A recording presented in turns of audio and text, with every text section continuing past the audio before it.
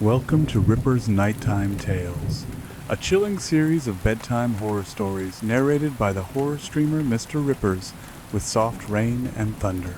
Drift off to multiple scary tales perfect for late night listening on rumble.com. Do hit that like button and consider following the channel. Leave a comment letting me know where and when you listen. Let's build a community. Okay, let's get started. Dust was the first thing you noticed. It wasn't sand. It was a fine, red particulate, a pulverization of iron-rich earth and dried blood that had been churning in the wind since the Dust Bowl. It coated the throat. It settled in the creases of eyelids. It tasted of copper and ancient disappointment. On this particular Tuesday, the silence of Red Hollow was heavy, pressurized by a low-hanging sky the color of a fresh bruise. The corn in the fields surrounding the town stood tall and withered, the stalks rattling against each other like dry bones in a sack. In the center of town, at Maureen's Diner, the air conditioning unit wheezed in a terminal rattle, failing to combat the 98-degree heat. Sheriff Harlan leaned over his counter seat, staring into a mug of coffee that had gone cold 20 minutes ago. Harlan was a man eroded by time, his skin resembling the cracked leather of the booth he sat in. He was 60, looked 80, and felt 100. "You hear it, Harlan?" The voice belonged to Old Man Miller, a creature of denim and tobacco spit who sat 3 stools down. Harlan didn't look up. "Hear what, Miller?" "The wind. Shift's coming. Storm's brewin'. Not a rainstorm neither. Dry lightning. Dust." Harlan grunted. "Radio says clear skies. Radio don't know the dirt." Miller wheezed, tapping a gnarled finger on the formica. "And radio don't know about that smoke rising out past the interstate junction. Black smoke, thick." Harlan finally turned his head, his neck cracking audibly. "Accident? Prison transport," Miller said, the words dropping into the diner like heavy stones. The waitress, a young girl named Sarah, who dreamed of anywhere but here, froze while wiping a table. The silence in the diner shifted. It wasn't just quiet anymore, it was attentive. "Who says?" Harlan asked, his hand instinctively brushing the radio on his belt. "Scanner." State police band.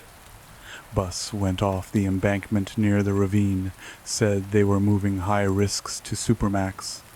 Miller paused, his watery eyes narrowing. They mentioned a name, Sheriff. "One they ain't said in these parts for 15 years. Harlan's heart gave a painful thud against his ribs. He stood up, the motion sudden and jerky. "Don't say it!" Miller grinned, a toothless, senile expression of doom. "Creed. Eli Creed." The name seemed to suck the oxygen out of the room. Sarah dropped her rag. It landed with a wet plap that sounded obscenely loud. Eli Creed, the butcher of Boone County. 15 years ago, Creed had turned a farmhouse into a slaughterhouse. He hadn't just killed, he had processed his victims. He treated human anatomy with the cold, industrial efficiency of a meat packer. He didn't see people. He saw livestock. He saw yield. "He's shackled," Harlan said, his voice lacking the conviction he needed. "He's in a cage." "Bus crashed, Harlan," Miller whispered. "Cages break." Harlan grabbed his hat. "Lock the doors, Sarah." "Miller, go home and stay there." "He's coming home, Sheriff," Miller cackled as Harlan pushed out into the blinding, oppressive sunlight. "The butcher's coming home to trim the fat." 5 miles west of town, the Cooper Ranch lay sprawled across 300 acres of dying grass and stubborn scrub oak. The main house was a 2-story Victorian relic, its white paint peeling to reveal the gray wood beneath, like flesh falling from bone. Marlene Cooper wiped sweat from her forehead with the back of a gloved hand. She was 24, built like a coiled spring, with shoulders broadened by a decade of hauling hay and a jawline that could cut glass. She yanked on the barbed wire fence, the metal groaning as she tightened it against the cedar post. "Hold it steady, Joe," she grunted. Josie, 21, held the tensioner. She was softer than Marlene, her eyes wide and watchful, her hair a lighter shade of honey blonde compared to Marlene's dark brown. But she wasn't weak. You couldn't be weak and survive the Cooper upbringing. Their father, a man made of grit and discipline, had raised them alone after their mother died. He had taught them to shoot before they could read, to skin a buck before they knew long division. "It's slipping," Josie warned, gritting her teeth. "No, it ain't. Lean into it." Marlene hammered the staple in the thwack, thwack, thwack, echoing across the empty pasture. She stepped back, testing the wire. It sang with tension. "Good enough for government work," Marlene muttered, stripping off her leather gloves. She looked at her sister. Josie was staring at the horizon, where the heat haze made the air ripple like water. "What is it?" Marlene asked, reaching for her canteen. "Feels wrong today," Josie said. "Too quiet. Even the cicadas stopped." Marlene took a swig of warm water and spat it out. "Heat shuts them up. Come on. We got 3 more posts to check before sundown, and that storm is coming." "I don't like it, Mar," Josie said, her voice dropping. "I feel watched." Marlene scanned the tree line. "Nothing but shadows and dust. Ain't nobody out here but us and the cows, Joe, and the cows don't care much for watching." They walked back toward their truck, a battered Ford F-150 that had survived more beatings than a prize fighter. The radio was crackling with static. Marlene reached in through the open window and twisted the dial. "Repeat. Residents of Boone County are advised to stay indoors. A prisoner transport vehicle has overturned on Route 9. State troopers are setting up a perimeter. Fugitives may be armed and dangerous. Among the missing is convicted murderer Eli Creed." Marlene's hand froze on the dial. Josie, standing by the tailgate, went pale. "Marlene, did he say?" Marlene turned the radio off. The silence that followed was deafening. She looked at Josie, her eyes hardening into flint. "Get in the truck," Marlene said. Her voice was different now. The annoyance was gone, replaced by a cold, tactical command. "Is it him? Is it really him?" Josie's voice trembled. She was only 6 when Creed had been caught, but the nightmares had lasted for years. The stories of what he did, what he made, were woven into the town's folklore. "Get in the truck." Marlene opened the glove box and pulled out a box of shells. She reached behind the seat and grabbed the Winchester 12 gauge. "We're going back to the house," Marlene said, shoving shells into the magazine tube. "Click-clack, click-clack. We're locking up, and we're waiting for Harlan to call." "What if he comes here?" Josie whispered, climbing into the passenger seat, hugging her knees. Marlene slammed the door and gunned the engine. The tires spun in the red dirt, kicking up a cloud that looked like dried blood. "If he comes here," Marlene said, staring straight ahead, "we treat him like a coyote. We put him down." The sun began to dip, bleeding crimson across the sky, casting long, distorted shadows that stretched like grasping fingers across the road. Miles away from the ranch, on a lonely stretch of gravel road, known as Devil's Backbone, a beat-up sedan sat steaming. Smoke poured from under the hood, smelling of burnt rubber and neglect. Bucky stumbled. Higgins kicked the tire. "Piece of junk! Piece of rotting junk!"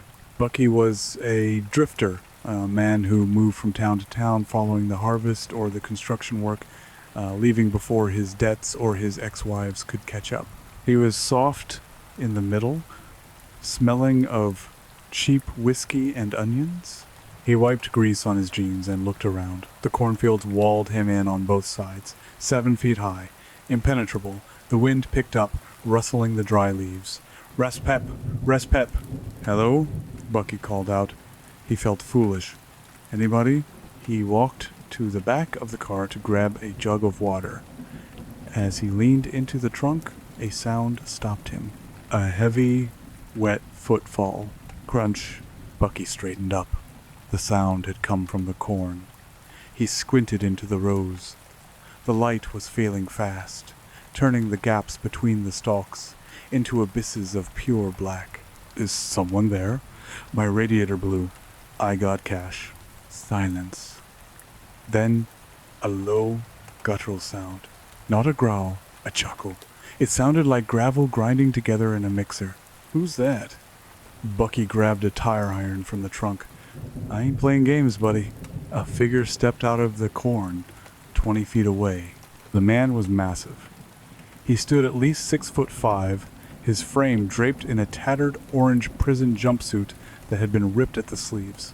His skin was the color of raw dough, burned furious red by the sun. He was bald, his scalp a map of old scars. But it was the face that froze Bucky's blood. Or rather, what the man wore over his face. It was a mask, but not of rubber or plastic. It was makeshift, a heavy leather apron flap, perhaps scavenged from a workshop, tied around his head with baling wire. 2 crude holes were cut for eyes, and a horizontal slit for a mouth. Through the eye holes, Bucky saw nothing but a dark, predatory intelligence. In his right hand, the giant held a machete, but it wasn't a standard blade. It had been modified, ground down, serrated, and rusted.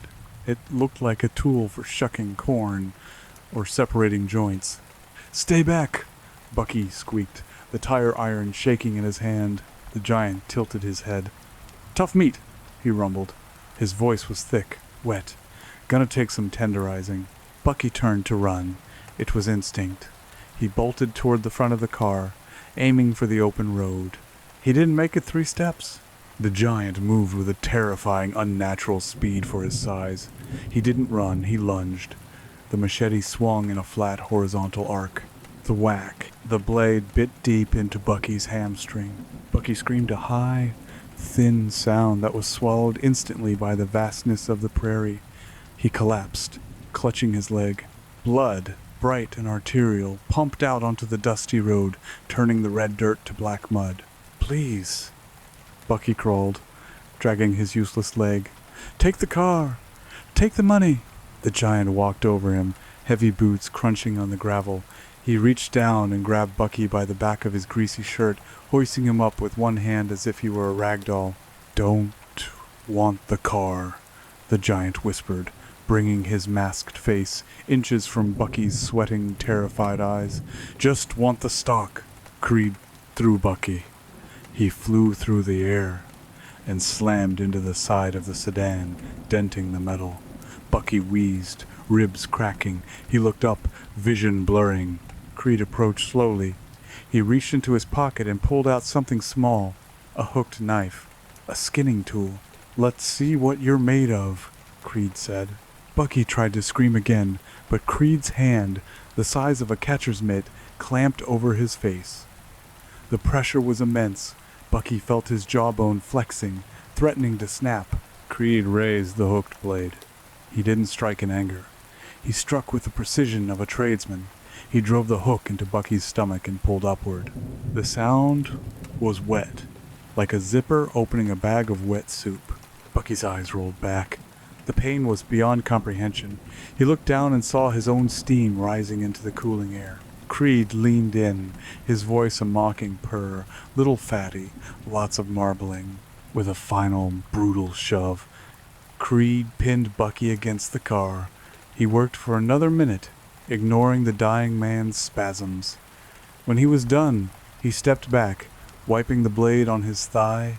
He reached into the open wound, his fingers slick and red, and pulled something out. He held it up to the dying light, inspecting it, then tossed it onto the hood of the car. A trophy. Bucky Higgins died staring at the corn, listening to the wind, realizing that the stories were true. The butcher was back. The sun was gone. The moon was a sliver of bone behind the dust clouds.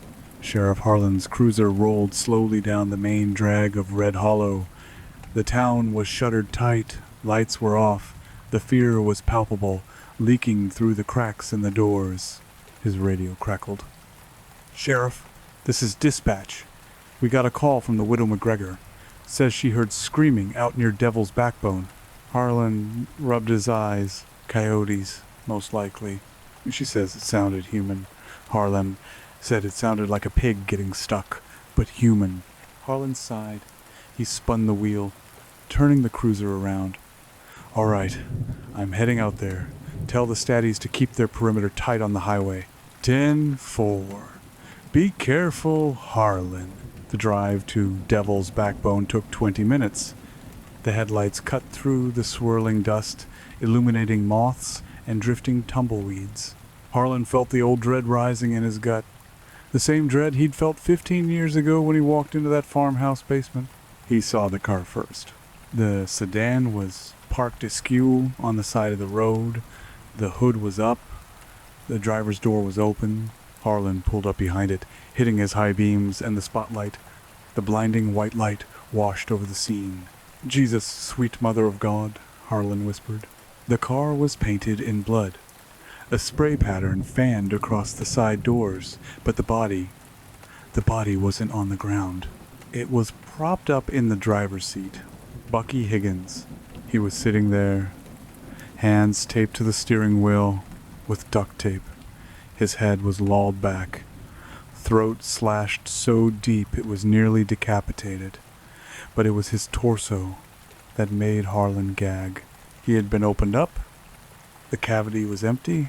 Harlan stumbled out of his cruiser, hand on his revolver, retching against the side of his door.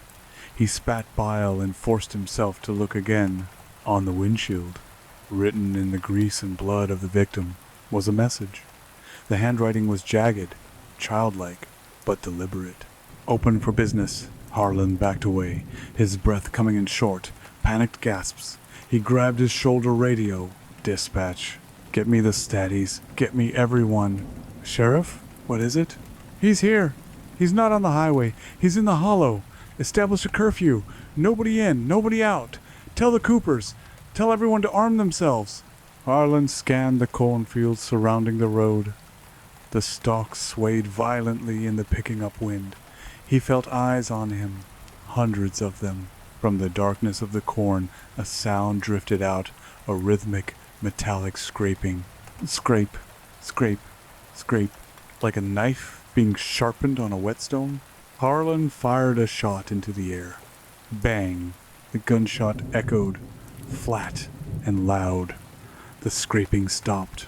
Then, a voice carried on the wind, seemingly coming from everywhere and nowhere at once. Prime cut, Harlan? Little tough, but prime cut. Harlan scrambled back into his cruiser, slamming the door and locking it. His hands shook so hard he dropped the keys. He fumbled for them, jamming them into the ignition. As he peeled away, leaving the grisly totem behind, he saw something in his rearview mirror. Standing in the red glare of his taillights, just at the edge of the road, was the silhouette, massive, unmoving, watching him go. The Cooper Ranch was a fortress of light in the sea of darkness. Marlene had turned on every floodlight they had. The yard was bathed in harsh, artificial halogen glare. The generator hummed loudly around back, a mechanical heartbeat for the house. Inside, the kitchen table was covered in an arsenal. Their father's old hunting rifles, a 30-06 and a lever-action 45-70, the 12-gauge shotgun, a revolver, several boxes of ammunition. Josie was nailing planks over the kitchen window. Bang, bang, bang. Do we really need to board it up, Mar? Josie asked, her voice tight. Can't shoot what you can't see, but you can keep it out, Marlene said, oiling the action of the shotgun. Creed likes to play with his food. He likes terror. He'll try to get inside just to prove he can. The phone on the wall rang. An old rotary phone, heavy and black. Josie jumped, dropping her hammer. Marlene stood up and walked to it. She picked up the receiver. Cooper Ranch. Marlene, it's Harlan. The sheriff's voice was unrecognizable, cracked and hysterical. Harlan? What's going on? He killed a drifter. Out on the backbone. Marlene gutted him, just like the old days. Marlene's grip on the phone tightened until her knuckles turned white. He's close then. He's hunting, Harlan said. I'm trying to get the state police to sweep the town, but the storm is messing with the comms and the roads are blocked with drift. You girls, you need to leave. Now, Leave? Marlene laughed, a harsh, barking sound. Roads are blocked, you said. If we go out there in the truck, we're fish in a barrel. We know this land, we know this house. He's a monster, Marlene. He ain't a man. If he bleeds, he's a man, and I intend to make him bleed. Just lock the doors. Don't open for anyone but me. We're locked, Harlan. Watch your back. Marlene hung up. She looked at Josie. The younger girl was shaking, staring at the boarded window. He's killed someone, Marlene said simply. Josie let out a sob. Why did he come back here? Why Red Hollow? Because predators have territories, Marlene said, picking up the shotgun and racking a shell into the chamber, and he thinks this is his?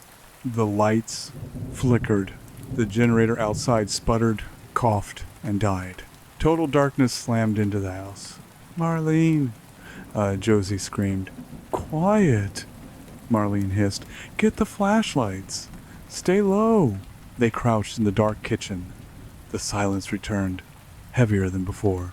Then, from the front porch, the sound of heavy boots on the wooden steps. Creak, creak, creak.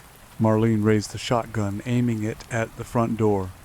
I know you're there, she shouted, her voice echoing in the dark house. I've got a 12-gauge loaded with buckshot. You come through that door, and I'll blow you in half. Silence on the porch, then a soft tapping on the wood of the door. Gentle, almost polite.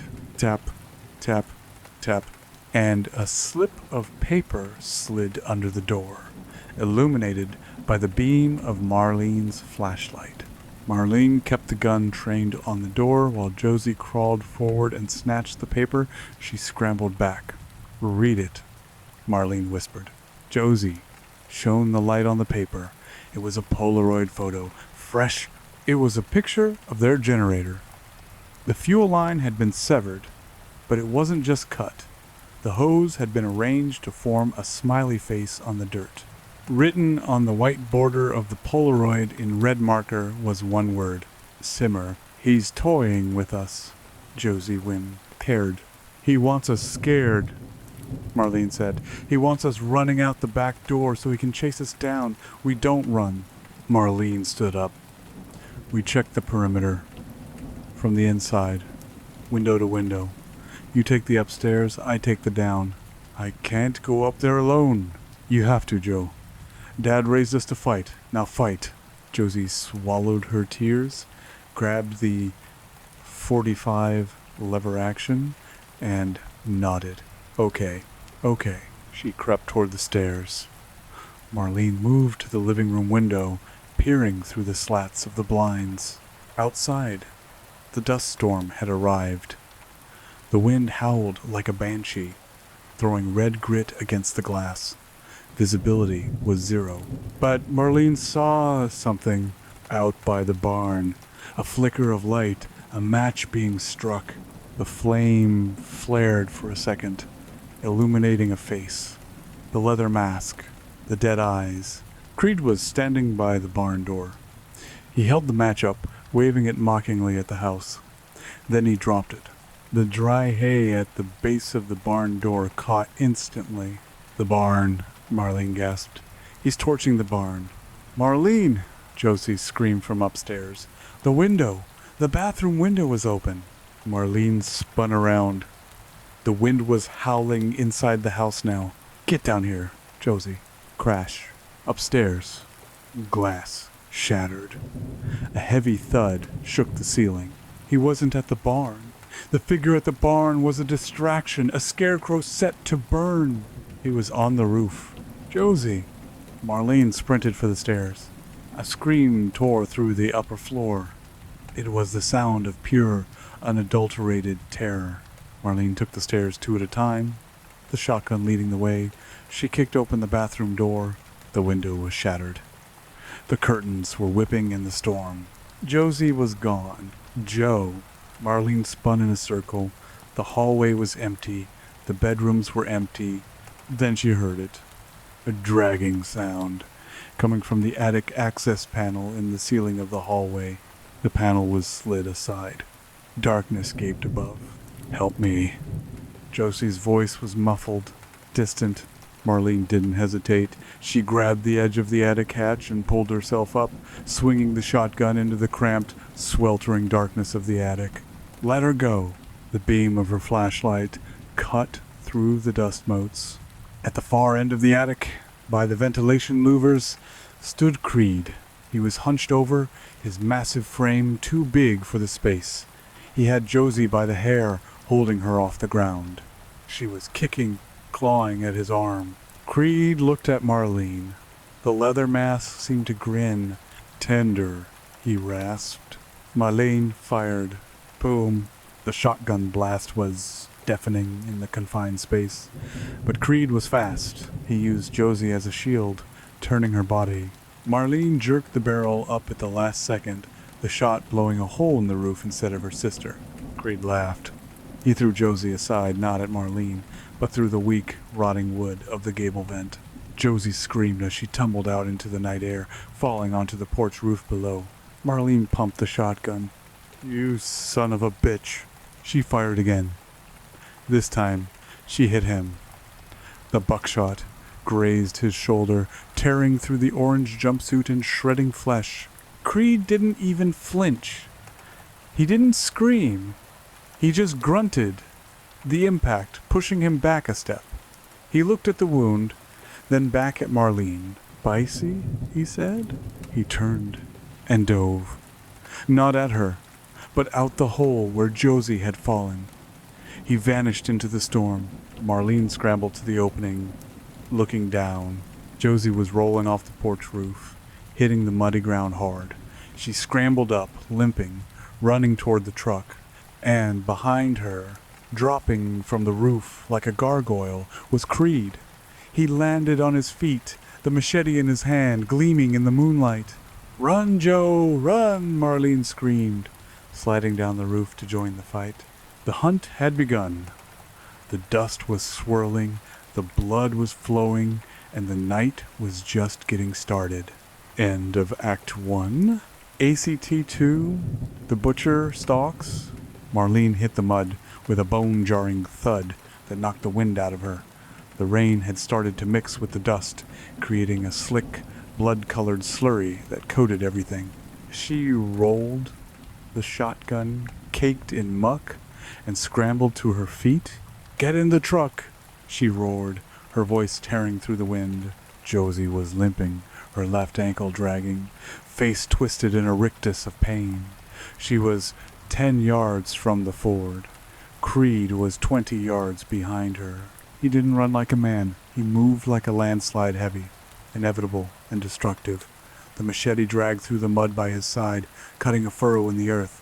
Marlene raised the shotgun. Her hands were slick. She didn't aim. She just pointed the barrel at the massive orange and fired. Boom! The buckshot tore into the ground at Creed's feet, spraying him with wet earth and stones.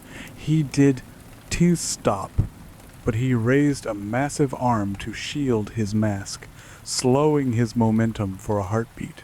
That heartbeat was all Josie needed. She threw herself at the passenger door, wrenching it open and hauling herself inside. Marlene sprinted for the driver's side. She could hear the wet slap of Creed's boots accelerating behind her. She dove into the cab, slamming the door just as a heavy weight collided with the metal. Crunch. The entire truck rocked on its suspension. The machete blade punched through the metal of the door panel, inches from Marlene's thigh. The tip of the rusted blade gleamed in the cab light, vibrating with the force of the blow. "Drive! Drive!" Josie screamed, pressing herself against the passenger door, her eyes fixed on the jagged metal protruding into the cabin. Marlene fumbled with the keys. Her fingers were shaking uncontrollably. She jammed the key into the ignition and twisted. The engine whined. Come on, you piece of shit," Marlene shouted, pumping the gas. Outside, the blade retracted with a screech of tearing steel. A fist, wrapped in dirty bandages and caked with dried blood, smashed against the driver's side window. The safety glass spiderwebbed instantly, turning opaque white.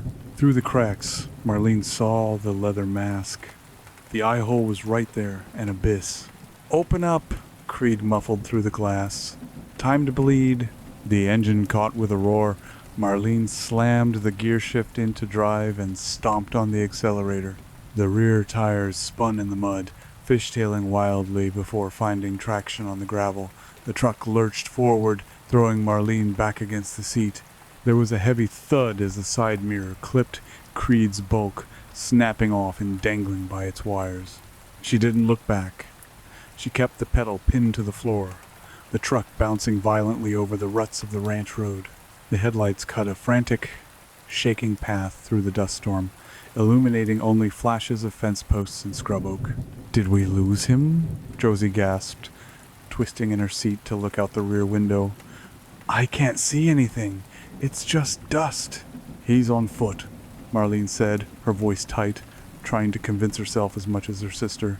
"He can't outrun a V8. We're going to town. We're going to Harlan." "He was inside the house, Mar," Josie sobbed, clutching her ankle. "He was in the walls."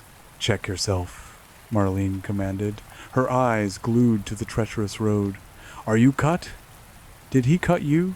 Josie ran her hands over her arms and legs. "No, just my ankle. I think I twisted it when he threw me." "God, Marlene, he's huge. He's bigger than the stories." Marlene didn't answer.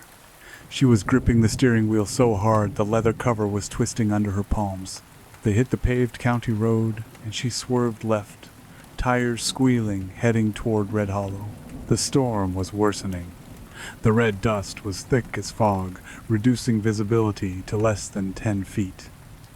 It felt like driving through the inside of a lung. About 2 miles down the road, Marlene slammed on the brakes. "What? What is it?" Josie cried out, bracing her hands on the dashboard. "Cows," Marlene said. Blocking the road ahead was a cluster of cattle. They were spooked, milling about in the middle of the asphalt, eyes reflecting the headlights in eerie green pairs. "They're Henderson's cows," Marlene noted, recognizing the brand on a flank as the cow turned. "Why are they out on the road?" "Just drive around them," Josie pleaded. "Please, just go." Marlene tapped the horn, but the cows barely moved.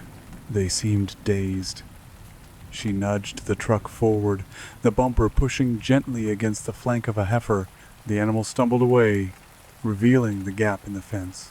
The barbed wire fence of the Henderson property, the farm adjacent to theirs, had been torn down, not cut, torn. The posts were snapped at the base. Marlene looked toward the Henderson farmhouse, set back about 50 yards from the road. The lights were on.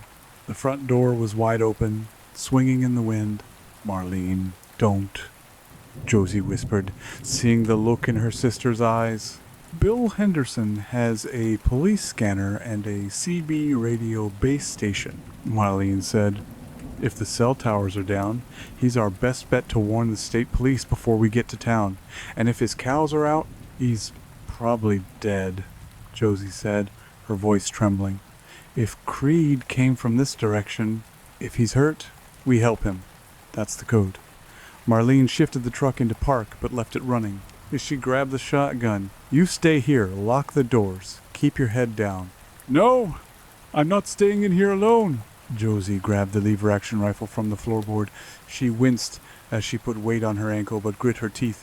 "I'm coming." With you." Marlene looked at her sister, seeing the terror, but also the steel beneath it. She nodded once. "Stay close. Safety off." They stepped out of the truck into the howling wind. The grit stung their faces immediately. They moved toward the farmhouse, weapons raised. The silence of the house was wrong. Even in the storm, a farm has sounds, dogs barking, machinery humming, but the Henderson place was dead silent. They reached the porch. The swing creaked rhythmically. "Squeak, squeak." "Bill?" Marlene called out. Her voice was swallowed by the wind.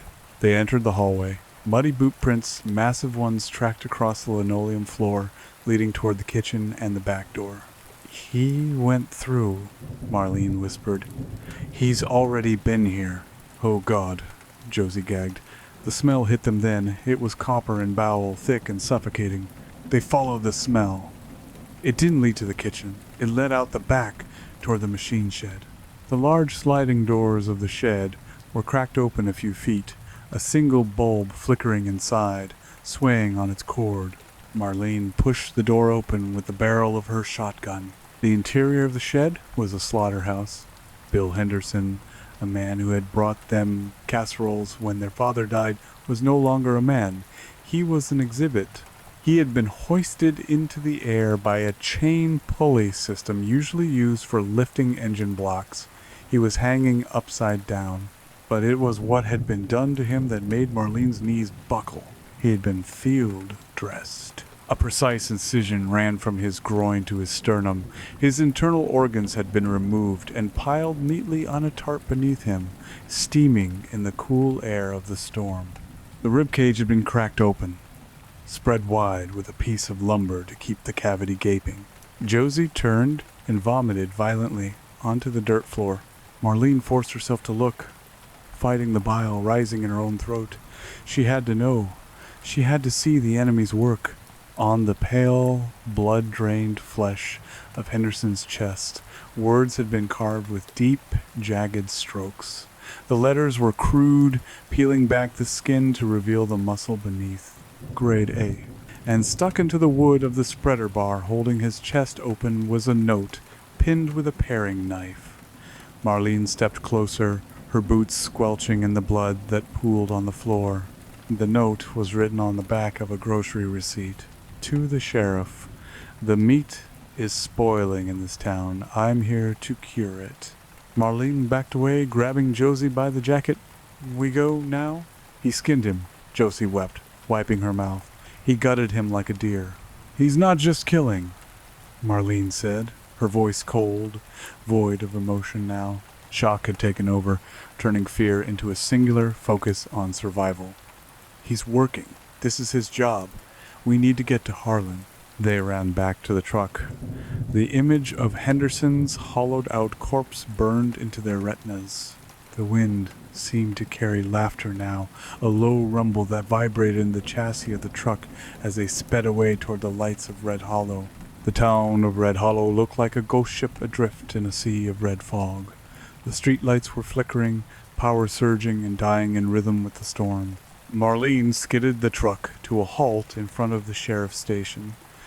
It was a small brick building, one of the few sturdy structures in town. Harlan's cruiser was parked out front, along with two other civilian vehicles. The windows of the station were dark, covered with blinds. Marlene hammered on the glass door. Harlan, it's the Coopers. Open up. Inside, movement. A shadow approached the glass. A flashlight beam hit Marlene's face. The lock clicked, and the door swung open. Sheriff Harlan stood there, his uniform disheveled, sweat staining his collar. He held his service revolver in a white-knuckled grip. Get in quick, he hissed, ushering them inside and locking the door behind them. The station was chaotic. The dispatch radio was nothing but static.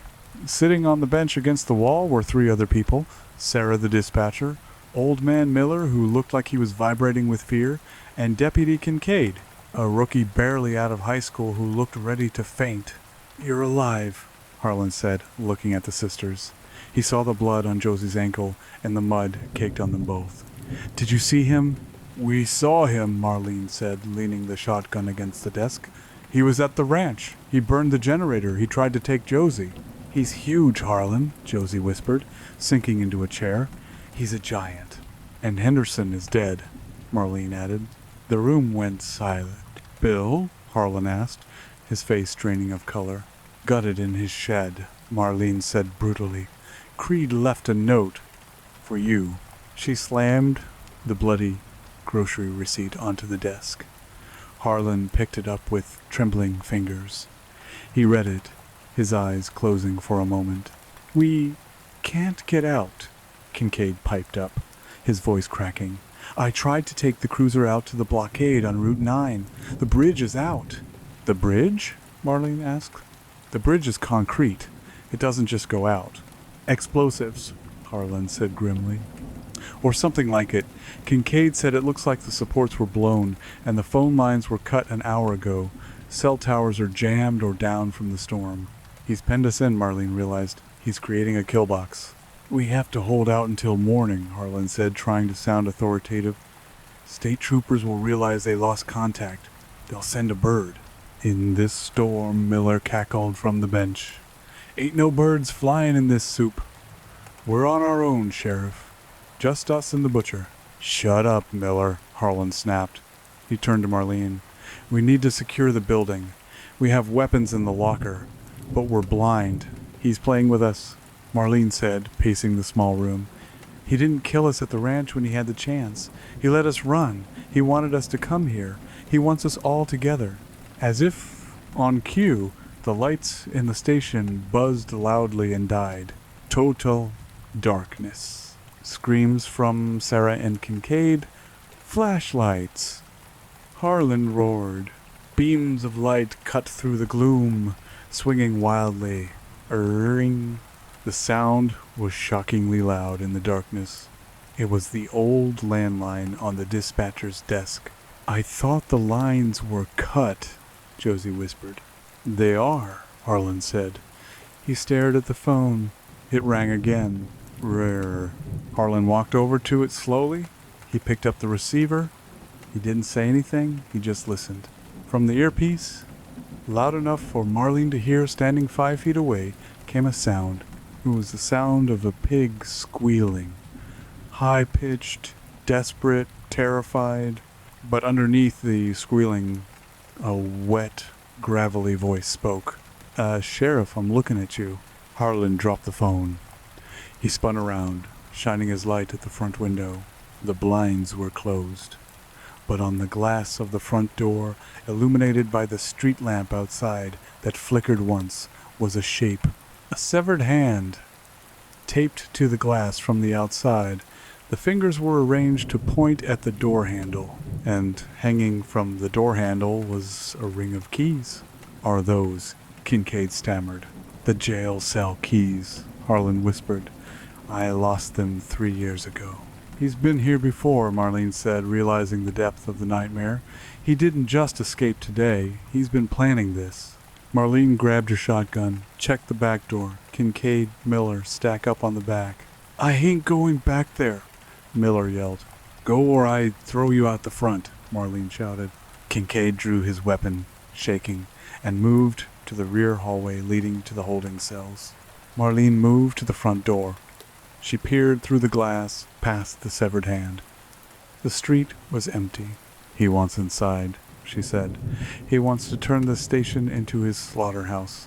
We need more ammo, Harlan said, moving to the gun locker. He fumbled with the combination. Damn it, my hands. Harlan, focus, Marlene snapped. Suddenly, a massive crash came from the roof. Dust and plaster rained down from the ceiling tiles. Heavy footsteps thumped overhead. He's on the roof again, Josie cried, looking up, just like the ranch. The vent, Harlan shouted. The air conditioning intake is on the roof. It drops right into the holding cell block. From the back hallway, a gunshot rang out. Then a scream. It was Kincaid. Help! He's in! He's in the vents! Marlene racked the shotgun. Stay here with Sarah and Miller, she ordered Josie. Harlan with me. Marlene and Harlan rushed down the narrow corridor toward the cell block. The air was thick with drywall dust. Kincaid was on the floor, scrambling backward. The ventilation grate in the ceiling had been kicked in. Hanging from the hole, upside down, was Creed. He looked like a bat made of muscle and hate. He was holding Kincaid by the ankle with one hand, effortlessly lifting the struggling deputy off the floor. Let him go. Harlan fired 2 shots. Bang, bang. The bullets sparked off the metal ductwork. Creed swung Kincaid like a club, smashing the deputy into the cell bars with a sickening clang of bone on steel. Kincaid went limp. Creed dropped a deputy and dropped to the floor, landing in a crouch. In the narrow hallway, he seemed to take up all the space. The leather mask was stained darker now, wet with fresh blood. Order up, Creed grunted. He charged. Fire! Marlene screamed. She pulled the trigger. The shotgun roared. The flash blinding in the dark hall, the buckshot hit Creed in the chest, shredding the front of his jumpsuit. He didn't stop. He absorbed the impact, stumbling only slightly, and plowed into Harlan. The sheriff went flying, slamming into the wall. Creed was on him instantly. He didn't use a knife this time. He used his hands. He grabbed Harlan's face. One hand on the jaw, one on the forehead. "Look at me, Harlan," Creed whispered. "Look at the yield." "No." Marlene pumped the shotgun, but she couldn't shoot without hitting Harlan. She reversed the weapon, swinging the heavy wooden stock like a baseball bat. She cracked it across the back of Creed's skull. It felt like hitting a concrete piling. The stock splintered. Creed roared a sound of annoyance rather than pain. He backhanded Marlene without looking. The blow caught her in the chest, lifting her off her feet and throwing her back into the main office. She slid across the floor, gasping for air, her ribs burning. Through the doorway, she saw Creed pin Harlan to the ground. "You wear a badge," Creed snarled, his thumbs digging into Harlan's eyes. "I wear a face." "Run," Harlan screamed, his voice turning into a gurgle. "Marlene, get them out!" There was a wet pop, followed by a sound like a melon being dropped on pavement. Harlan's screaming stopped abruptly. Creed stood up. He reached down to his belt and unhooked a heavy, rusted meat cleaver. He looked at the body of the sheriff, then slowly turned his masked face toward the doorway where Marlene lay. He stepped over Harlan's body. Marlene scrambled up, ignoring the agony in her chest. She had lost the shotgun. She grabbed the door frame to steady herself. "Josie," she screamed. "Back door, go! Go!" In the main room, panic erupted. Miller was clawing at the back door. Josie was dragging Sarah. Marlene grabbed a heavy metal filing cabinet and shoved it over. It crashed across the hallway entrance, blocking Creed's path for a few seconds. She turned and ran. They burst out the back door of the station into the alleyway. The wind hit them instantly, howling like a grieving mother. "Where's Harlan?" Josie screamed over the wind. "Where's Kincaid?" "Dead." Marlene grabbed Josie's arm. "They're both dead. We have to move." "Where?" Sarah wailed. "Where do we go?" Marlene looked around the alley. The dust was so thick she could barely see the end of the block. They were exposed. No weapons. No vehicle. The keys were in the ignition of the truck out front, and Creed was between them and the street. "The slaughterhouse," Marlene said. "What?" Josie looked at her like she was insane. "That's where he was hiding." "Exactly," Marlene said, her mind racing with desperate logic. "He's here. He's hunting in town. He left his lair to come get us. It's the only place he won't be looking for us right now. And it's defensible. It has tools." "You want to go to the slaughterhouse?" Miller sputtered. "You crazy girl!" "You got a better idea, Miller?" Marlene snarled, shoving him forward. "Move!" They ran into the storm, heading toward the industrial outskirts of town. Behind them, the back door of the police station flew off its hinges with a tremendous crash. Creed stepped out into the alley. He didn't run. He stood there, sniffing the air like a hound. He wiped the sheriff's blood from his cleaver onto his leg and began to walk. End of Act 2. Segment The journey to the slaughterhouse was a descent into a suffocating hell. The dust storm had swallowed the world, erasing landmarks and turning the night into a swirling vortex of deep rust and shadow.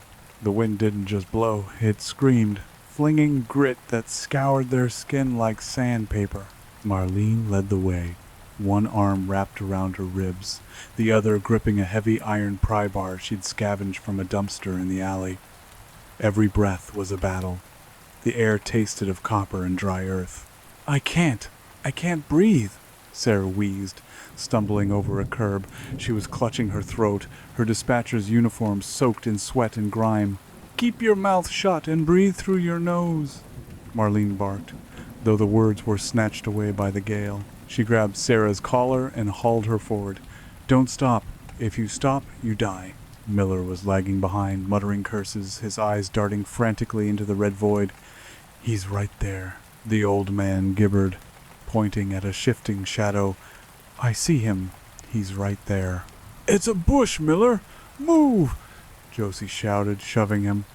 She was limping badly, her twisted ankle swelling against the leather of her boot, but fear was a potent painkiller. They reached the outskirts of the industrial district. The skeleton of the Red Hollow meat packing plant loomed out of the dust like a rotting cathedral. It had been closed for 10 years, ever since the EPA shut it down for groundwater contamination. It was a massive, sprawling complex of corrugated iron and brick, surrounded by a chain-link fence topped with razor wire. The main gate was chained, but Marlene knew the property. She and Josie used to sneak in here as teenagers to smoke cigarettes and dare each other to walk the catwalks. "Round the side," Marlene directed. "There's a washout under the fence, near the drainage pipe." They scrambled down a muddy embankment. The drainage ditch was slick with oily runoff. Marlene threw herself onto her belly and crawled under the gap in the fence, the wire snagging her jacket. Josie followed, dragging her bad leg. Sarah was next, sobbing quietly. Miller hesitated. He looked back toward the town, toward the darkness they had just run from. "Miller, get your ass under here," Marlene hissed. "I ain't going in there," Miller stammered. "That place is cursed. Always was. Creed is behind us, you old fool." Marlene grabbed his wrist through the fence and yanked. "Move!" Miller scrambled under, tearing his shirt on the rusted wire. They sprinted across the cracked concrete of the loading dockyard. The massive sliding doors of the loading bay were rusted shut, but the personnel door next to them was ajar, swinging violently in the wind. Bang, bang, bang. Marlene kicked it open and ushered them inside. She slammed the door shut and threw the deadbolt. It was rusted, but it held. The silence inside was sudden and heavy. The wind was reduced to a dull roar against the metal walls, but the smell was worse than the storm. It was the scent of old death, stagnant water, rat droppings, and the lingering metallic ghost of a million slaughtered cattle. "Flashlights," Marlene whispered. Harlan's light, which Josie had grabbed, cut a beam through the stagnant air. They were in the shipping corridor. Pallets lay rotting in piles. "We need weapons," Marlene said, her voice echoing in the vast space. "The processing floor. The tool cages." "You said he was hiding here," Sarah whimpered, pressing her back against the wall. "Why are we in his house?" "Because he's not here," Marlene said, trying to sound sure. "He's in town, hunting Harlan. We get tools. We get a vehicle from the Fleet garage in the back, and we leave." "Fleet garage?" Miller scoffed. "Those trucks haven't run in a decade." "Creed had a truck," Josie said softly. "The one he crashed. Maybe he fixed one up. He's been living here, right? He needs to get around." "Smart girl," Marlene said. "Let's move." They moved deeper into the plant. The layout was a maze of stainless steel tables and conveyor belts. Hooks hung from the ceiling tracks like rusted stalactites. They entered the kill floor. It was a cavernous room with a high ceiling lost in darkness. In the center was the knocking box, where the cattle were stunned, and the hoist systems. The floor was slanted toward a central drain that was clogged with black sludge. "Over there," Marlene pointed her flashlight toward a caged area against the far wall. "Maintenance!" They hurried across the slick floor. The cage door was padlocked. Marlene jammed her pry bar into the hasp and threw her weight against it. Her ribs screamed in protest, blinding white pain shooting through her chest, but she gritted her teeth and heaved. The metal groaned and snapped. She threw the door open. The shelves were mostly bare, looted years ago, but some things remained. Things too heavy or useless to steal. "Jackpot," she whispered. She grabbed a heavy pipe wrench. She handed Josie a long, sharp boning knife that had been overlooked in a dusty corner. Sarah refused to touch anything, shaking her head violently. Miller found a long metal hook, used for dragging carcasses. "This'll do," he muttered, testing the weight. "Wait," Josie said, freezing. She shone her light toward the foreman's office, a glass-walled booth elevated above the kill floor. The glass was covered in paper. "Marlene," Josie whispered. "Look." They climbed the metal stairs to the office. Marlene pushed the door open. The smell inside was different. It didn't smell like old rot. It smelled like unwashed man and fresh meat. The walls were plastered with photos, Polaroids. Some were old and yellowed pictures of families, picnics, children playing, but the faces were scratched out with black marker. Others were new. There was a photo of Marlene and Josie at the gas station, taken through a telephoto lens maybe a week ago. A photo of Sheriff Harlan eating at the diner. A photo of the Henderson farm.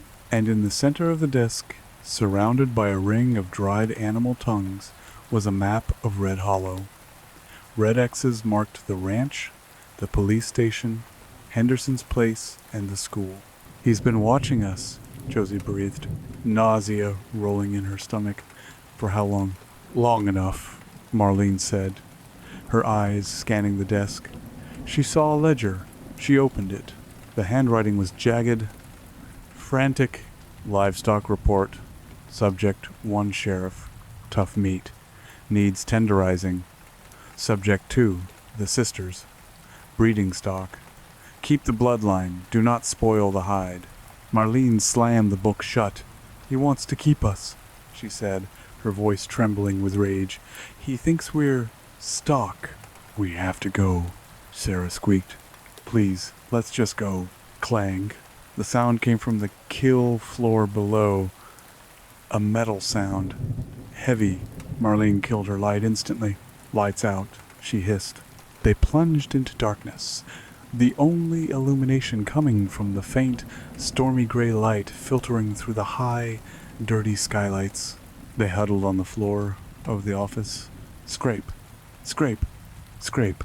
Something was dragging across the concrete floor below. "Miller?" Marlene whispered. She realized then that Miller wasn't in the office with them. "Where's Miller?" she mouthed to Josie. Josie pointed down. Miller had stayed at the bottom of the stairs, guarding the perimeter with his hook. Marlene crept to the edge of the glass and peered down. She couldn't see Miller. She couldn't see anything but the jagged shapes of the machinery. "Miller!" she hissed, as loud as she dared. No answer. Then, a sound that froze her blood, the mechanical whir of a winch motor engaging. Whir, click. A chain tightened in the darkness. Slowly, lit by the faint ambient light from the skylights, a shape rose into the air in the center of the room. It was Miller. He was upside down, a meat hook driven through his right calf. He wasn't screaming, he was making a wet, gurgling sound. As he rose higher, rotating slowly, Marlene saw why he wasn't screaming. His throat had been slashed, not deep enough to decapitate, but deep enough to sever the vocal cords. Blood cascaded down his face, pooling in his hair, dripping to the floor 20 feet below. He was still alive. His eyes were wide, bulging, staring right up at the office window. He reached out a trembling hand toward them, his fingers grasping at the air. And standing below him, holding the control switch for the hoist, was the massive shape of Creed. He looked up at the office. He didn't have a flashlight. He didn't need one. He raised his free hand and waved, a slow, mocking wave. Then he walked over to a lever on the wall, the controls for the conveyor track. He pulled it. The track system groaned to life. The hook holding Miller jerked, and the old man began to slide along the ceiling rail. He was moving toward the splitter, saw a massive vertical bandsaw blade used to split carcasses in half. Miller kicked, thrashing, trying to pull himself up, but he was too weak. He drifted closer and closer to the idle blade. Creed walked over to the saw's control box. He punched the green button. The saw roared to life, a high-pitched mechanical scream that drowned out the wind outside. "No!" Sarah screamed, jumping up. "Do something!" Marlene tackled Sarah, slamming her hand over the girl's mouth, but it was too late. Creed's head snapped toward the office. He heard them. But he didn't come for them yet. He wanted them to watch. Miller's body hit the spinning blade. There was a sound like tearing canvas, wet and thick. The saw bit into the groin, catching bone and gristle. Miller convulsed violently, his body jerking as the machine did its work, pulling him through. Blood sprayed in a fine mist, coating the machinery, the floor, and Creed's upturned mask. It took 5 seconds. The two halves of what used to be Miller swung apart on the track, dangling grotesquely. Creed shut off the saw. The silence rushed back in, broken only by the drip, drip, drip of fluid. Fresh cut. Creed's voice boomed from the darkness. It amplified in the cavernous room. Who's next in line? Run, Marlene whispered. The catwalks. To the roof. We can't go to the roof, Josie cried. He'll corner us. The grain chute, Marlene realized. The chute leads to the exterior silos. We can slide down to the truck yard. They crawled out of the office, staying low on the metal grating of the catwalk. Below, heavy boots stomped on the stairs. He was coming up. They ran. The catwalk vibrated under their feet. The metal was slick with condensation and years of grease. Here! Marlene pointed to a circular opening in the floor of the catwalk, leading to a dark angled tube. Go! Go! She shoved Sarah toward it. Sarah hesitated, looking into the black hole. Go or die, Marlene shouted. Sarah jumped in. She slid away with a shriek. Josie went next, holding her knife. Marlene swung her legs over the edge. She looked back. Creed was at the top of the stairs. He saw her. He dinned and rushed. He reached into a pouch on his belt and pulled out something metallic. He threw it. It wasn't a knife. It was a meat hook attached to a length of chain. It whirled through the air. Marlene dropped into the chute just as the hook clanged against the railing where her head had been a second before. Sparks showered down on her as she slid into the darkness. She tumbled down the steep metal tube, banging her injured ribs against the sides, screaming in pain. The slide seemed to go on forever, a dizzying spiral of vertigo. She shot out the bottom, landing on a pile of rotten grain and old husks in the open bed of a dump truck. Josie and Sarah were already scrambling out of the muck. They were outside, in the rear yard of the plant. The storm was still raging, but the air felt cleaner here than inside the slaughterhouse. The fleet garage, Marlene gasped, rolling out of the truck bed and hitting the ground. It's that building, the brick one. They sprinted toward the garage. The door was a roll-up, locked. Window, Marlene shouted. She used the pipe wrench to smash a side window. They cleared the glass and climbed through. Inside, 3 old delivery trucks sat on flat tires. But at the end of the row, there was something else. A tow truck, an old Chevy Wrecker. It looked beat up, rusted, and covered in welded steel plates. The windows had been replaced with metal mesh. A ram bar was welded to the front bumper. That's his, Josie said, staring at the monstrosity. That's how he moved the barricades. Keys, Marlene said, rushing to the driver's side. The door was unlocked. The keys were in the ignition. A little plastic cow hung from the keychain. Marlene jumped in. Get in, hurry. Josie and Sarah piled into the cab. It smelled of tobacco and dried blood. On the dashboard was a bobblehead doll, a policeman with its head torn off. Marlene turned the key. The engine roared to life instantly. It was a souped-up engine, loud and angry. She threw it into gear and stomped the gas. The tow truck lurched forward. The door, Josie screamed. Hold on, Marlene yelled. She drove the truck straight through the closed garage door. Wood and metal shattered as the heavy ram bar smashed through the barrier. They burst out into the night, debris raining off the hood. Marlene swung the wheel hard, drifting the heavy truck in the mud, aiming for the main gate. He's there, Sarah screamed, pointing. Standing on the roof of the slaughterhouse, outlined against the stormy sky by a flash of lightning, was Creed. He watched them go, He didn't look angry. He looked satisfied. He raised his machete and pointed it. Not at them. He pointed west, toward the ranch. "He knows where we're going," Marlene said grimly, gripping the wheel. "He's letting us go back. He wants to finish it where it started." "We have weapons now," Josie said, clutching the boning knife. Her face was pale, streaked with mud and tears, but her eyes were hard. "We have his truck. We have tools." "We're going home," Marlene said, "and we're going to burn it all down." She floored the accelerator, and the armored tow truck tore off into the dust storm, leaving the nightmare of the slaughterhouse behind, but carrying the horror with them. ACT-3, Fire and Flesh. The ranch house emerged from the dust like a tombstone. The windows were dark, the power long gone. The front door still hung open from the initial attack, swinging gently in the wind.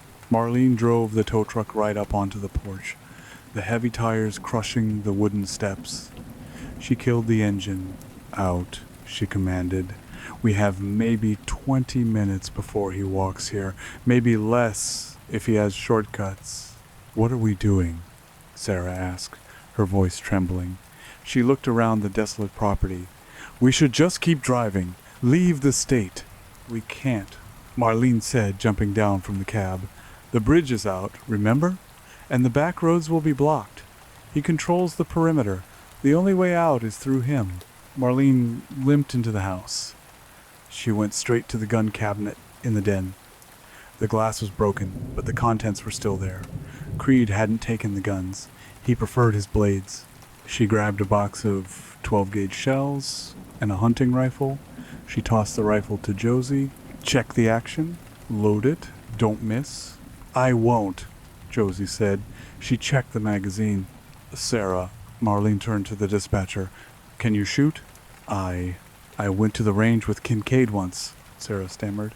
Marlene handed her a .38 revolver from the bottom shelf. "Point and squeeze. If he gets close, put it in his eye. If you can't do that, run." "We need to fortify," Marlene said, looking around the living room. "This house is too open, too many windows. We make our stand in the barn." "The barn?" Josie looked at her sister. "Why the barn?" "Because it's metal," Marlene said. "Stone foundation, one big door, and the loft gives us the high ground. Plus," she paused, her eyes dark, "it's full of hay and diesel. If we go down, we take him with us." They spent the next 10 minutes in a frenzy of preparation. They moved to the large barn 50 yards from the house. They dragged heavy bales of hay to block the side entrances. They poured diesel fuel from the tractor supply drums across the entrance threshold. Marlene found the old cattle prod, the long, heavy-duty kind with the high-voltage battery pack. She strapped it to her belt. "Lights," Marlene said. "We need light." She rigged the tow truck's headlights to shine into the barn entrance, parking the vehicle just inside the main doors, facing out. The beams cut through the swirling dust outside, creating a kill zone of illumination. Then they waited. Marlene sat on a crate of engine parts, reloading the shotgun she had recovered from the truck cab. Josie was up in the hayloft, the rifle resting on a bale, aiming at the door. Sarah was huddled in the corner of the tack room, the revolver shaking in her hands. The storm outside began to die down. The wind dropped from a scream to a moan. The dust settled, revealing the moon, a blood-red crescent hanging low in the sky. "Do you think he's coming?" Josie whispered from the loft. "He's coming," Marlene said. As if in answer, a sound drifted across the yard. It was music, a low, distorted, scratchy sound, like an old record player. It was coming from the direction of the house. "Hush, little baby, don't say a word." "He's in the house," Marlene said, standing up. She racked the shotgun. Then, the lights in the barn flickered. The tow truck headlights dimmed, then flared bright, then died. Darkness. He cut the battery cables, Marlene realized. How did he get close enough? "I didn't see him," Josie cried, panic rising in her voice. "He's a ghost," Marlene muttered. She clicked on her flashlight, clamping it to the barrel of the shotgun with duct tape. eyes open, 360 degrees. A heavy thud on the tin roof of the barn. Then another, the sound of metal peeling back, screeching nails. Above you, Marlene screamed. The skylight in the center of the barn roof shattered. Glass rained down, and then Creed dropped. He didn't use a rope. He just fell 20 feet, landing in a crouch on the hood of the tow truck. The suspension groaned under his weight. He stood up to his full height. In the gloom, he looked like a titan. His jumpsuit was shredded, revealing pale, scarred skin underneath. He was covered in Miller's blood, Harlan's blood, Kincaid's blood. He held the machete in one hand and the meat cleaver in the other. Home, sweet home, Creed rumbled. Josie fired. Crack. The rifle shot echoed like thunder. The bullet hit Creed in the chest. He stumbled back, grunting, slipping off the hood of the truck. "Keep shooting!" Marlene roared, advancing. Boom. She fired the shotgun. The buckshot tore into Creed's arm, spinning him around. He roared a sound that was pure animal rage. He didn't retreat. He charged. He vaulted over the hood of the truck and sprinted toward Marlene, moving with terrifying speed for a man of his size. Marlene pumped the shotgun. Click. Jammed. The cheap shell casing had stuck in the ejection port. Damn it! She reversed the weapon, swinging the stock. Creed caught the blow with one hand. He ripped the shotgun from her grip and tossed it aside like a toy. He swung the machete. Marlene threw herself backward, rolling in the dirt. The blade whistled through the air where her neck had been, sparking against the stone floor. From the loft, Josie fired again. Crack. The bullet struck Creed in the shoulder. He flinched, looking up. "Come down here, little bird," he taunted. He grabbed a pitchfork, leaning against the wall, and hurled it upward like a javelin. It slammed into the hay bale inches from Josie's face. She screamed and scrambled back. Creed turned his attention back to Marlene, but she had scrambled to her feet and drawn the cattle prod. "Come on!" she screamed. He lunged. Marlene sidestepped, ducking under the cleaver, and jammed the prongs of the prod into his side. Zap. Blue arcs of electricity lit up the barn. Creed seized up, his muscles contracting violently. He roared in agony, dropping the cleaver. Marlene held the trigger down, cooking him. "Die, just die." Creed's hand shot out, grabbing the shaft of the cattle prod. Smoke rose from his glove. He fought through the voltage, his strength inhuman. He wrenched the prod from Marlene's hands and snapped it over his knee. He backhanded her. The blow sent Marlene flying into the side of the tractor. She hit her head hard. The world went spinning gray. Creed loomed over her. He raised the machete. "No more tricks," he wheezed. Bang! A shot rang out from the tack room. Sarah stood there, holding the revolver with both hands, eyes shut tight. The bullet had hit Creed in the ear, tearing away the leather mask on the side of his head. He turned slowly to look at Sarah. He touched the side of his head, looking at the blood on his fingers. He smiled, a terrible, broken-toothed smile beneath the ruined mask. "You're awake," he said to Sarah. He started toward her. "Run, Sarah," Marlene groaned, trying to get up. Sarah didn't run. She was frozen in terror. She fired again. Click. She hadn't cocked the hammer. Creed reached her. He didn't use the blade. He grabbed her by the throat with one hand and lifted her off the ground. Sarah kicked and clawed, her face turning purple. "Let her go," Josie screamed from the ladder, jumping down. She landed badly on her hurt ankle but ignored it, swinging the rifle like a club. Creed threw Sarah across the barn. She hit the wall with a sickening crunch and slumped to the floor, motionless. Creed turned to face the sisters. Marlene was up, leaning against the tractor, blood pouring from a cut on her forehead. Josie was limping forward, the rifle raised. "Family reunion," Creed growled. He picked up the machete. "Dad raised us to fight," Marlene spat, grabbing a heavy rusted branding iron from the wall, the one with the Cooper C-Bar brand. "Then show me," Creed said. He charged The final brawl was a blur of violence. Josie swung the rifle, cracking Creed in the ribs. He grunted but didn't stop, slashing Josie across the arm. She screamed, dropping the weapon. Marlene swung the branding iron. It connected with Creed's kneecap with a solid clang. Bone shattered. Creed went down to one knee. But he lashed out with the machete, slicing Marlene's leg. They were all bleeding now. The barn floor was slick with it. Creed tried to stand, his leg buckling. He was slowing down. The blood lost from the gunshot wounds and the shotgun blasts was finally taking a toll, but he was still lethal. He lunged at Josie, tackling her into the dirt. He raised the machete for the killing blow. "Josie!" Marlena screamed. Marlene saw the diesel fuel drums near the entrance, the puddle on the floor. She saw the flare gun in the emergency kit on the wall next to her. She didn't grab the flare gun. She grabbed a lighter from her pocket, her father's old Zippo. She looked at the puddle of diesel spreading toward Creed and Josie. "Roll, Joe!" Marlena shrieked. Josie saw Marlene's hand. She saw the lighter. She didn't hesitate. She kicked Creed in the face with her good boot and rolled sideways, away from the fuel. Marlene flicked the lighter and threw it. The flame hit the diesel. Whoosh! A wall of fire erupted instantly, separating Creed from the sisters. The fire roared up the hay bales, catching the dry timber of the loft. Creed stood up in the flames. The fire licked at his legs, his jumpsuit catching. He didn't scream, he laughed. A deep, hacking laugh. He stepped through the fire.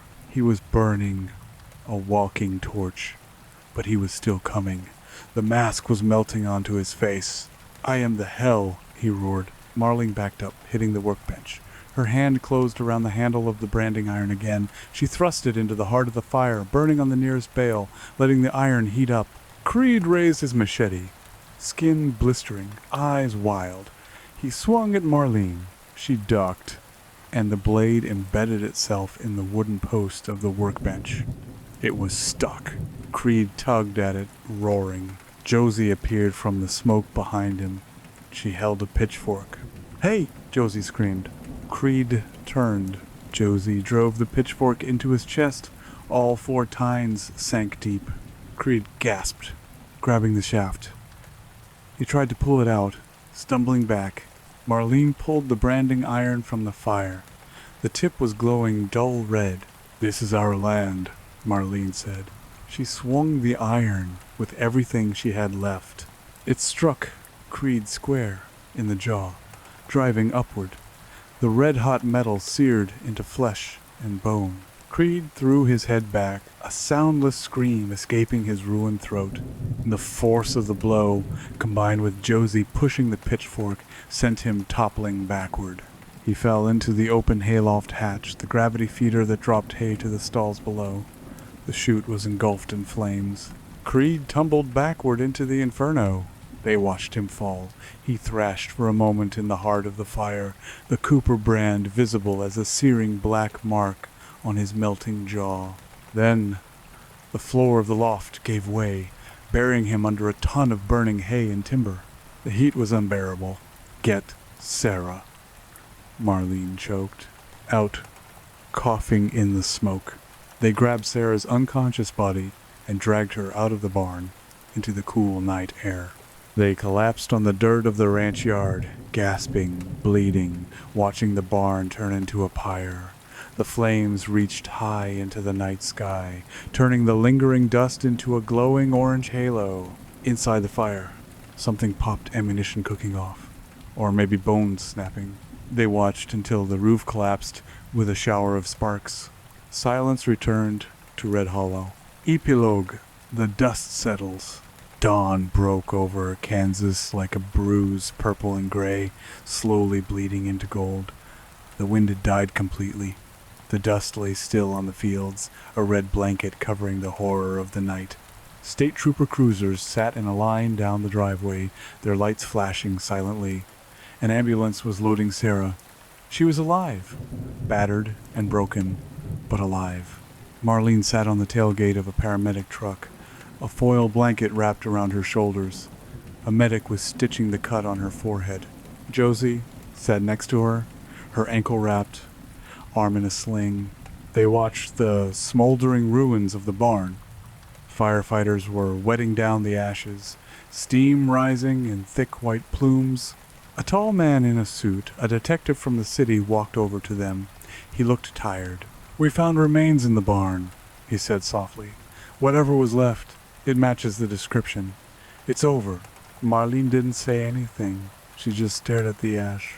"You ladies, you did a hell of a thing," the detective said. "Not many would have walked away from this." "We didn't walk away," Josie whispered, looking at the covered bodies of Harlan and Kincaid being loaded into a coroner's van. "Nobody walks away from this." The detective nodded and walked away. Marlene reached out and took Josie's hand.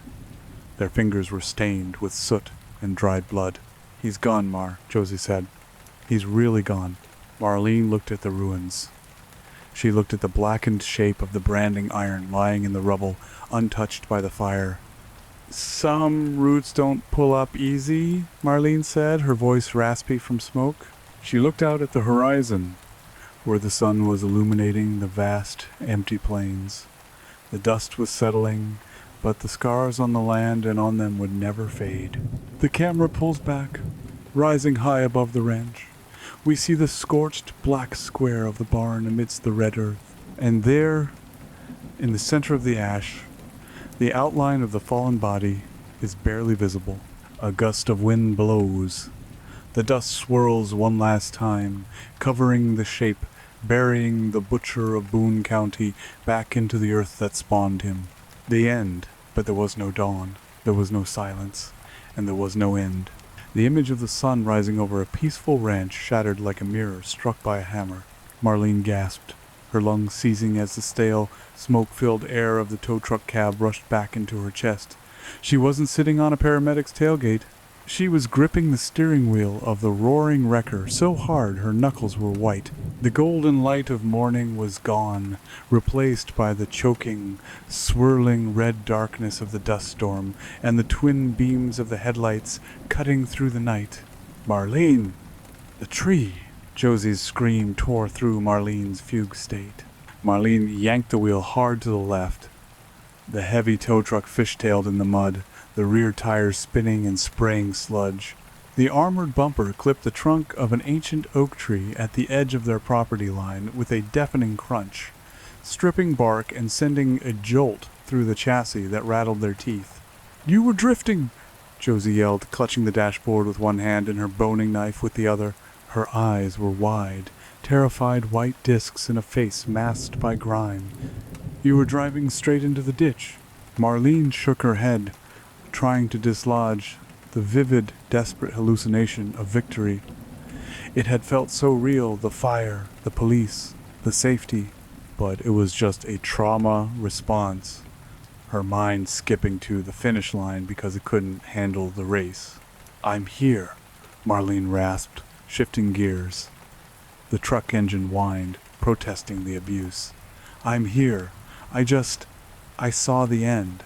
"We aren't there yet," Sarah whimpered from the middle seat. She was curled into a ball, knees to her chest, rocking back and forth. "He's behind us. I can feel him." Marlene checked the rear-view mirror. Nothing but red dust and darkness. But Sarah was right. Creed wasn't human, not anymore. He was a force of nature, an apex predator that didn't stop until the prey was cold. The satisfaction she had seen on the roof of the slaughterhouse hadn't been resignation. It was the anticipation of the hunt. "We're at the gate," Marlene announced, her voice hardening. She couldn't afford to dissociate again. Hold on. She didn't wait for the electric gate opener. That wouldn't work anyway. She rammed the truck through the chain-link barrier. The metal shrieked and snapped, dragging over the hood like spider webs before falling away. They roared up the long gravel driveway. The ranch house loomed ahead, a jagged shadow against the storm. It didn't look like a sanctuary. It looked like a trap. "Plan's the same," Marlene said, killing the lights as they neared the house to throw off Creed's aim if he was already waiting. "We can't hold the house. Too many windows, too many blind spots. We go to the barn." "The barn?" Sarah looked up, tears streaking the soot on her cheeks. "It's just wood and tin. We should keep driving. Go to the highway." "We'll never make the highway," Josie said, her voice trembling but resolute. She understood what Marlene was thinking. "The bridge is out, Sarah, and even if it wasn't, this truck is loud and slow. He'd run us off the road in the open. Here we know the ground." Marlene slammed on the brakes. Near the equipment shed, the truck skidding to a halt. "Out. Now. Grab anything that looks like a weapon." The wind hit them the moment they opened the doors, a hot, dry gust that tasted of copper and ozone. The storm was intensifying. The red dust was everywhere, coating their tongues and stinging their eyes. They sprinted for the house first. Marlene kicked the front door open, the wood splintering near the lock. They had 5 minutes, maybe 10, before the butcher arrived. "Josie, grab the medical kit from the bathroom and the flares from the emergency drawer," Marlene barked. "Sarah, help me with the gun cabinet." They moved through the dark house by the light of the storm's lightning flashes. The air inside felt stale, preserved, like a mausoleum. In the den, Marlene smashed the glass of the gun cabinet with the butt of the pipe wrench she'd carried from the truck. She pulled out the 12-gauge pump action, her father's favorite, and a bolt-action 30-06 deer rifle. She tossed a box of shells to Sarah. "Load. Don't drop them." Sarah's hands were shaking so badly she dropped the first 3 shells onto the carpet. I can't do this, Marlene. I'm a dispatcher, not a soldier." Marlene grabbed Sarah's face, her fingers digging into the woman's jaw. "Look at me. You saw what he did to Miller. You saw what he did to the others. If you don't fight, you are meat. Just meat. Do you understand?" Sarah sobbed, a raw, ugly sound. But she nodded. She picked up a shell and jammed it into the shotgun's magazine tube. Josie ran into the room, clutching a plastic first aid box and a red flare gun. "I got the ammo for the rifle, too." Marlene, on the phone line. "What about it?" "It's not just cut," Josie whispered, pointing to the wall jack. "It's pulled out of the wall, from the inside." Marlene went cold. She swept her flashlight beam across the room. On the dusty coffee table, 3 inches of thick dust had been disturbed. A finger had traced a shape in the grime. A smiley face. "He's been here," Marlene said, the realization settling in her gut like a stone. "Before he went to the slaughterhouse, he scouted it. He knew we'd come back," Josie said, her voice barely audible. "Move," Marlene hissed. "To the barn, now." They abandoned the house, running across the wind-whipped yard to the massive structure that dominated the property. The barn was a cathedral of agriculture, tall, cavernous, and built with a stone foundation that could withstand a tornado. They slipped inside, and Marlene heaved the heavy sliding door shut, dropping the locking bar into place. It wouldn't keep him out, but it would slow him down. "Upstairs," Marlene ordered. "We hold the loft. High ground." The interior of the barn smelled of sweet hay, diesel, and old leather. It was a smell of childhood, of safety, but now it felt suffocating. Shadows stretched long and twisted in the gloom. They climbed the wooden ladder to the hayloft. It was a vast open space filled with stacked bales. A large square opening in the center of the floor, the gravity feeder looked down into the stalls below. "Block the ladder," Marlene said. They dragged heavy bales of alfalfa over the opening, creating a barricade. "Now we wait," Marlene whispered, checking the action on the shotgun. She handed the rifle to Josie. "You take the long shots if he comes across the yard. Sarah, you keep that flare gun pointed at the door. If it opens, you fire." Sarah huddled behind a stack of hay, aiming the orange pistol at the darkness below with trembling hands. Minutes ticked by. The wind howled outside, banging a loose sheet of tin against the roof with a rhythmic clang, clang, clang that grated on their nerves.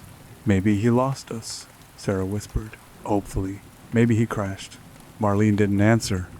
She was watching the cracks in the barn walls, looking for movement outside. Then the horses started screaming. They weren't in the barn. The Coopers had sold the stock months ago. The sound was coming from the paddock speakers, the PA system. It was a recording. A loop of horses shrieking in terror, overlaid with the sound of a wet, heavy chopping thwack, scream, thwack, silence. "He's playing games," Josie said, raising the rifle. "Where is he?" "Turn off your lights," Marlene commanded. "He can see us." They plunged themselves into darkness, their eyes straining to adjust. The red ambient light of the storm filtered through the gaps in the siding, turning the interior of the barn into a blood-colored nightmare. Creak. The sound didn't come from the big door. It came from the tack room, directly below the loft. "He's inside," Marlene breathed. He was already inside. The realization hit her like a physical blow. The smiley face in the house, the cut lines. He hadn't just scouted, he had prepared. Below them, a single floodlight clicked on. It was pointing straight up at the loft, blinding them. "Welcome home, girls," Creed's voice boomed, distorted and guttural. He wasn't shouting. The acoustics of the barn carried his deep timbre perfectly. Josie fired blindly at the light. Blam. The bulb shattered, plunging the barn back into semi-darkness. "Don't waste ammo," Marlene yelled. "I hear him on the stairs." Sarah shrieked, spinning around toward the rear of the loft, where an old maintenance staircase rooted against the wall. "There are no stairs there, Sarah. It's just the hay elevator," Marlene yelled, but panic had taken hold of the dispatcher. Sarah scrambled backward, away from the edge, right toward the dark corner where the hay bales were stacked to the ceiling. "Sarah, stop." Marlene lunged. But the hay bales in the corner didn't just sit there. They exploded outward. Creed burst from the pile like a leviathan rising from the deep. He had been buried there, waiting. He wasn't below them. He had been up here with them the entire time. Sarah screamed a high, piercing sound that was cut short as Creed's massive hand clamped over her face. He was enormous, a mountain of soiled canvas and stitched leather. His mask, stitched together from the skin of previous victims, was pulled tight against his skull. Through the eye holes, his gaze was devoid of humanity, just wet, shining malice. He lifted Sarah off the ground with one hand, her feet kicking uselessly in the air. In his other hand, he held a rusted pair of wool shears, 2 feet of scissor-like steel blades. "No!" Josie screamed, racking the bolt of the rifle. She fired. The bullet took Creed in the shoulder, puffing dust from his jumpsuit. He didn't even flinch. He didn't look at Josie. He looked at Sarah, tilting his head like a curious dog. "Wrong place," Creed whispered to the woman struggling in his grip. He drove the shears into Sarah's stomach. The sound was wet and distinct, audible even over the wind. Sarah's eyes bulged. She gasped, blood bubbling past Creed's fingers. Creed opened the shears inside her. Sarah's body convulsed violently and then went limp. Creed tossed her aside like a broken doll. She landed near the edge of the loft, motionless, a spreading pool of crimson staining the dry hay. "Sarah!" Marlene roared. The fear evaporated, replaced by a cold, white-hot rage. She leveled the shotgun and pulled the trigger. Boom! At this range, the buckshot was devastating. It hit Creed in the center of his chest, lifting him off his feet and slamming him back into the wooden wall of the barn. Dust rained down from the rafters. "Pump it, Mar!" Josie yelled. Marlene racked the slide. Clack. She fired again. Boom. The second shot took Creed in the thigh, shredding the heavy canvas of his suit and spraying dark blood across the hay. He dropped to one knee, roaring in pain, a sound that shook the floorboards. "Headshot!" Josie yelled, aiming the rifle. But Creed was fast. Even wounded, even bleeding, he moved with the unnatural speed of a creature fueled by pure adrenaline and hate. He grabbed a heavy pitchfork that was leaning against the wall and hurled it with a backhand swing. The handle of the pitchfork struck Josie in the ribs with the force of a baseball bat. The rifle went flying from her hands, clattering down through the feeder hole to the floor below. Josie collapsed, gasping for air, clutching her side. "Josie!" Marlene pumped the shotgun again. Click! She froze. She pumped it again. Click! Jammed. The cheap shell casing had failed to eject, caught in the port like a jagged metal bone. Creed was standing up. He pulled the shears from his belt, dripping with Sarah's blood. He limped toward Marlene, his breath wheezing through the mask. "Click, click," he mocked, his voice a wet gravel. "Out of luck." Marlene didn't retreat. She reversed the shotgun, holding it by the barrel. "Come and get it, you son of a bitch." Creed swung the shears. Marlene ducked, the blades whistling over her head and biting into the wooden support beam behind her. She swung the heavy stock of the shotgun into his injured knee. Creed grunted and backhanded her. His fist, wrapped in heavy leather gloves, connected with her jaw. Marlene saw stars. She flew backward, tumbling over a bale of hay and landing hard near the edge of the gravity feeder. Her vision swam. She tasted blood. Creed wrenched the shears free from the wood. He loomed over her, blocking out the scant light. He raised the blades for a killing stroke. "Marlene, catch." Josie's voice. Something metallic slid across the floorboards. Marlene's hand instinctively slapped down, closing around the cold steel handle of the branding iron they had kept as a souvenir on the wall, the old Cooper C-bar. She didn't think. She didn't aim. She just swung upward with every ounce of strength she had left. The iron struck Creed's wrist, shattering the bone. He dropped the shears. They clattered into the open hole of the feeder, falling 20 feet to the concrete below. Creed roared and grabbed Marlene by the throat with his good hand. He squeezed. Marlene gagged, clawing at his glove. His strength was crushing. Black spots danced in her vision.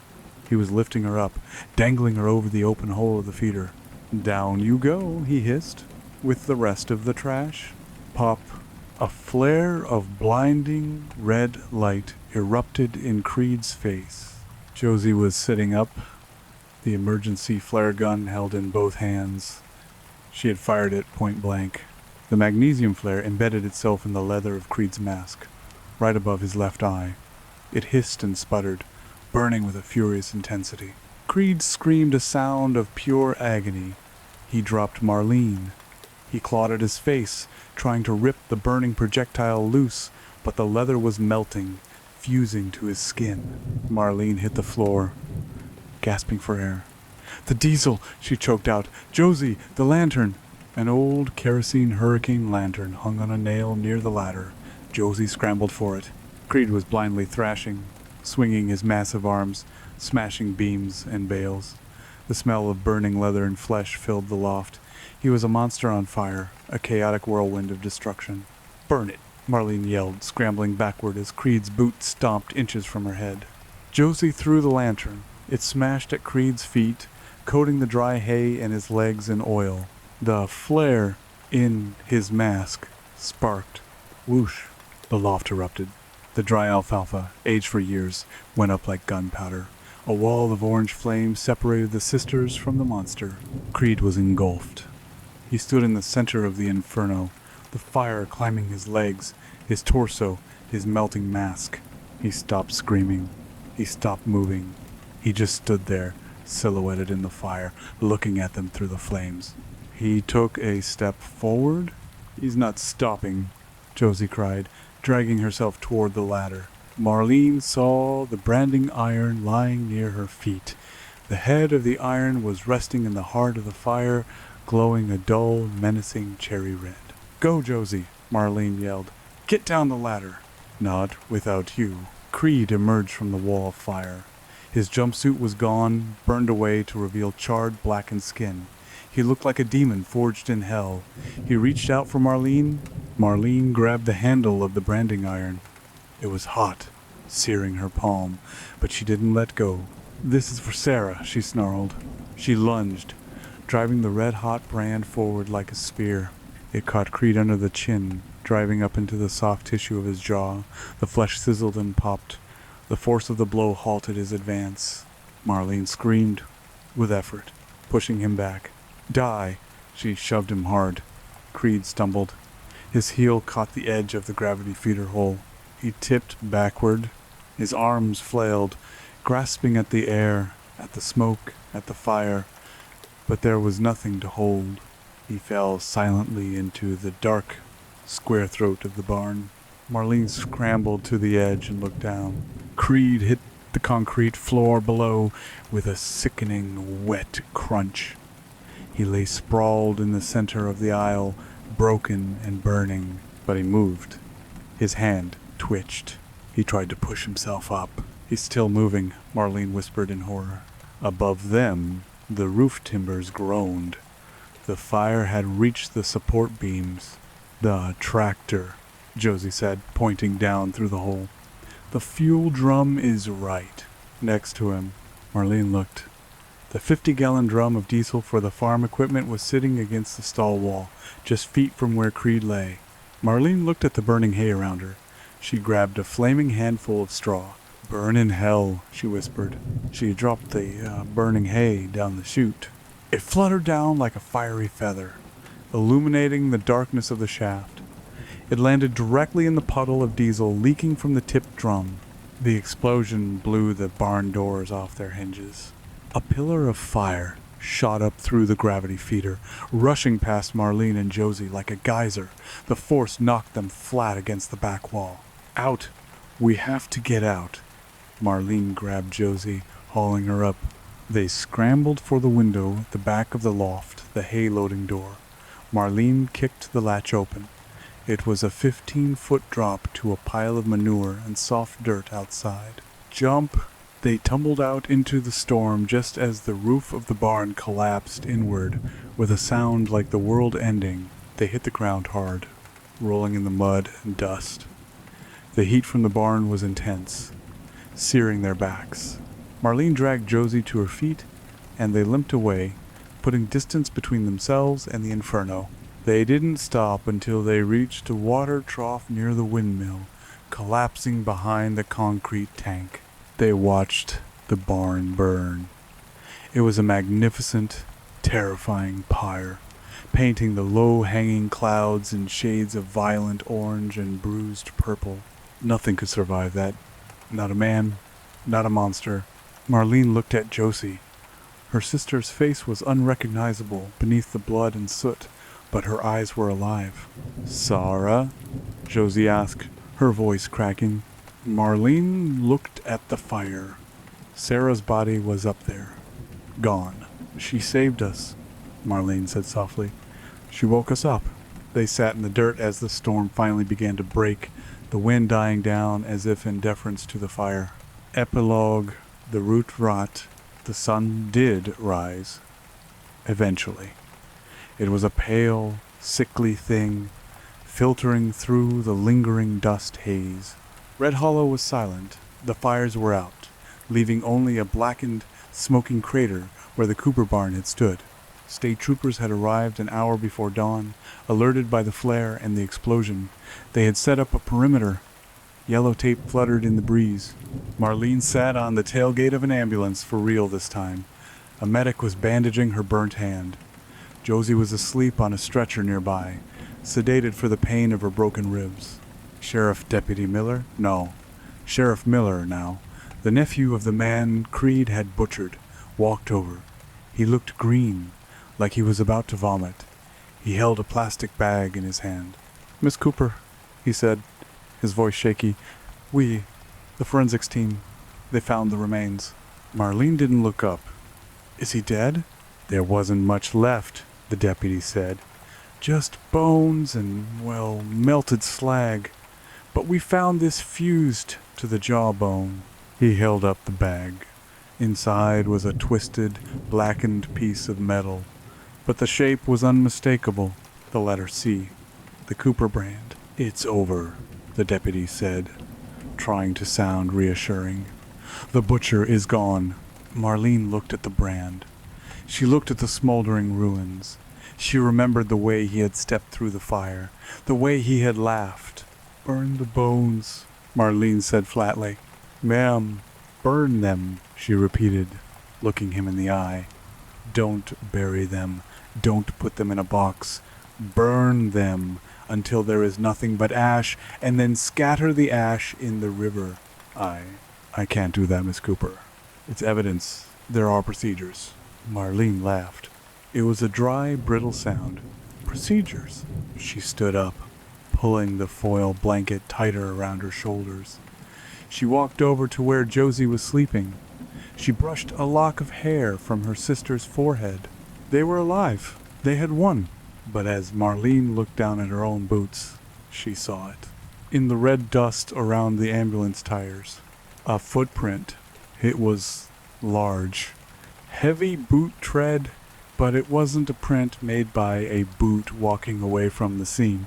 It was a print made by the paramedics, or the cops. Marlene breathed out. Paranoia. It was just paranoia. She looked back at the ruins one last time. The smoke was thinning. Some roots don't pull up easy, she whispered to herself, repeating the words her father used to say about the mesquite brush that plagued the land. You could burn it, chop it, poison it. But if you left 1 inch of root, it would come back. Thicker, thornier. The deputy walked away with the bag of evidence. Marlene climbed into the ambulance beside her sister. Take us out of here, she told the driver. Don't stop until we cross the state line. As the ambulance drove away, the camera lingers on the burnt ruins of the barn. The wind picks up, swirling the dust. Deep in the blackened foundation, beneath the collapsed timbers and the charred remains of the tractor, the dust shifts. It settles into the cracks of the stone floor.